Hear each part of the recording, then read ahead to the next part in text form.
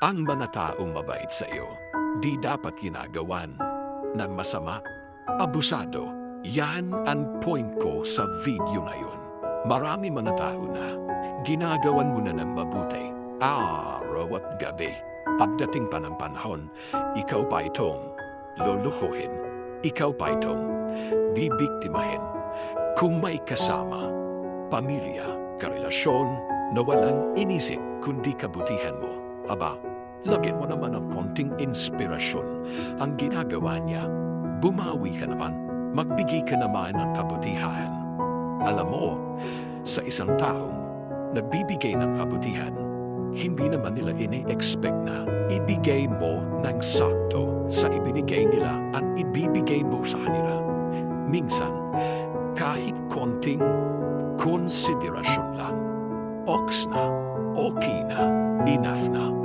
Wala naman talaga sa saktuhan yan, kundi nasa give and take yan. Sa panbibigay ng kabutihan sa paumahal mo, ikaw na nagbibigay ng mga magagandang bagay, gusto mo rin naman ang ginagawa mo.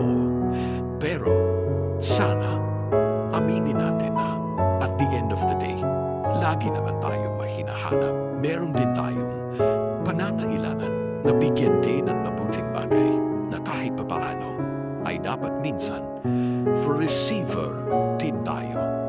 Oo, pagmamahal yan. Pero di naman tayo ginawa ng Diyos para luhuhin lang ng iba, para pagsamantalahan ang mga bagay na kaya nating ibigay sa kanila. Mahalin din naman natin ang ating sarili. Sa mga taong receiver ng mga mabubuting bagay, irespeto at igalang kasama ang pagmamahal, ibigay din natin sa kanila ang matagal na nilang ibinibigay sa atin. Wala naman kasing tibay na tatagal ng maraming taon. Bibigay at bibigay ang mga yan. Isang araw kapag napagod yan, susuko yan. Ayaw yan. Ang masakit kapag sumuko at umayaw na sila. Pagdating ng araw na yon, marirealize nila na wala palang kwentang nagbigay sila. Kung ang taong binigyan mo ng kabutihan ay wala na nang ibinalik, binastos ka pa. Sabi niya sa 1 Thessalonians 5:11, therefore, encourage one another and build each other up, just as in fact you are